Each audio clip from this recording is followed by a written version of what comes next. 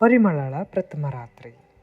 ಹಸಿರು ವನಸಿರಿಯ ಮಧ್ಯೆ ಬಿಳಿ ಸೀರೆಗೆ ಕೆಂಪು ಅಂಚಿನಂತೆ ಆಕಾಶದಿಂದ ಒಂದೇ ಸಮನೆ ಹರಿಯುವ ಜಲಪಾತ. ಪ್ರಕೃತಿ ಸೌಂದರ್ಯದ ಮುಂದೆ ಎಲ್ಲವೂ ಗೌಣ. ಆ ಸೃಷ್ಟಿಕರ್ತನೇ ಬಹಳ ರಸಿಕ. ಗಗನದ ಎದೆಯಿಂದ ಹಾಲು ಚಿಮ್ಮುತ್ತಿರುವಂತೆ ಇದೆ ಆ ಜೋಗ ಜಲಪಾತದ ದೃಶ್ಯ. ಆಗಷ್ಟೇ ಸಂಜೆಯಾಗುತ್ತಿರುವ ಮುನ್ಸೂಚನೆ. ಜಲಪಾತದಿಂದ ಸ್ವಲ್ಪ ದೂರದಲ್ಲಿ ಲಹರಿ ರೆಸಾರ್ಟ್ನಲ್ಲಿ ಅವರ ವಾಸ್ತವ್ಯ. ಮುಂಜಾನೆಯಿಂದ ಪ್ರಯಾಣದ ದಣಿವು.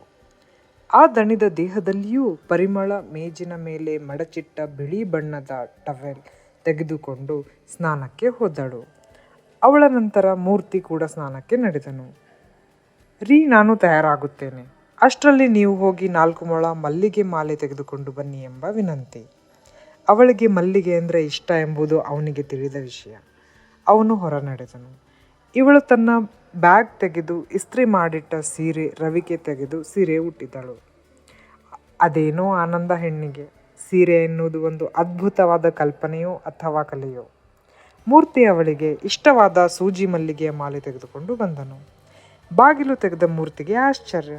ಕೆಂಪು ಬಣ್ಣದ ಲೆನಿನ್ ಸೀರೆ, ಬಂಗಾರದ ಅಂಚು, ಆಗಷ್ಟೇ ಒಣಗುತ್ತಿರುವ ಹಸಿ ಕೂದಲು, ಸೌಂದರ್ಯ ಹೆಚ್ಚಿಸಲು ಹಣೆಯ ಮೇಲೆ ಗಾಳಿಗೆ ಹಾರಾಡುತ್ತಿರುವ ಮುಂಗುರುಳು, ಹಣೆಯ ಮೇಲೆ ನಗುತ್ತಿರುವ ಕೆಂಪು ಸಿಂಧೂರ, ಕಣ್ಣಿನ ಅಂದ ಹೆಚ್ಚಿಸುವ ಕಾಡಿಗೆ, ತಿಳಿ ಗುಲಾಬಿ ತುಟಿ, ಹಾಲಿನ ಮೈ ಬಣ್ಣದಲ್ಲಿ ಆ ಕೆಂಪು ಸೀರೆ, ಅವಳ ಸೌಂದರ್ಯವನ್ನು ಹೆಚ್ಚಿಸಲು ಮದುವೆಯಾದ ಗುರುತು, 2 ಕೈ ತುಂಬ ಹಸಿರು ಬಳೆ, ಮೆಹಂದಿಯ ಕೆಂಪು ರಂಗು.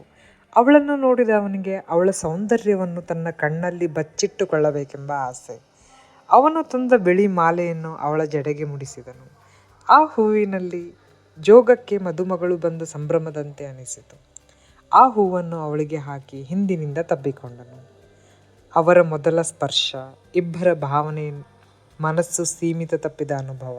ಭುಜದ ತುಂಬ ಹರಡಿದ ಅವಳ ಕೂದಲನ್ನು ಸರಿಸಿ ಅವಳ ಕತ್ತನ್ನು ಚುಂಬಿಸಿದ ಸಮಯ. ಇಬ್ಬರ ಭಾವದ ಕಟ್ಟೆ ಒಡೆದು ದುಮ್ಮುಕಿದ ಭೂತಿ. ಇಬ್ಬರು ತನ್ಮಯದ ಸಮಯ. ಬಾಗಿಲು ಗಂಟೆ ಸಪ್ಪಳ. ಇಬ್ಬರು ವಾಸ್ತವಕ್ಕೆ ಬಂದರು. ಅವನು ಹೋಗಿ ಬಾಗಿಲು ತೆಗೆದನು. ಸರ್, ನೀವು ಹೊರಗೆ ಹೋಗುತ್ತೇವೆ ಎಂದಿದ್ದೀರಿ. ನೀವು ತಯಾರಾಗಿದ್ದರೆ ನಮ್ಮ ವಾಹನ ರೆಡಿಯಾಗಿದೆ ಎಂದನು. ನಾವು ತಯಾರಾಗಿದ್ದೇವೆ, 2 ನಿಮಿಷದಲ್ಲಿ ಬರುತ್ತೇವೆ ಎಂದು. ಅವನು ತಿಳಿ ಗುಲಾಬಿ ಟೀ ಶರ್ಟ್ ಹಾಕಿ ಇಬ್ಬರು ಹೊರ ನಡೆದರು. ರೂಮ್ ಕೀ ಆ ಹುಡುಗನಿಗೆ ಕೊಟ್ಟು ಇವರಿಗಾಗಿ ಕಾಯುತ್ತಿರುವ ವಾಹನದಲ್ಲಿ ಹತ್ತಿದರು.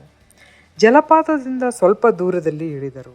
ರಸ್ತೆಯ 2 ಬದಿ ಸಣ್ಣ ಸಣ್ಣ ಅಂಗಡಿ. ಆ ಸಂಜೆಯ ಮಬ್ಬು ಬೆಳಕು. ದೂರದಲ್ಲಿ ದುಮ್ಮುಕ್ಕಿ ಬೀಳುವ ಜಲಧಾರೆ.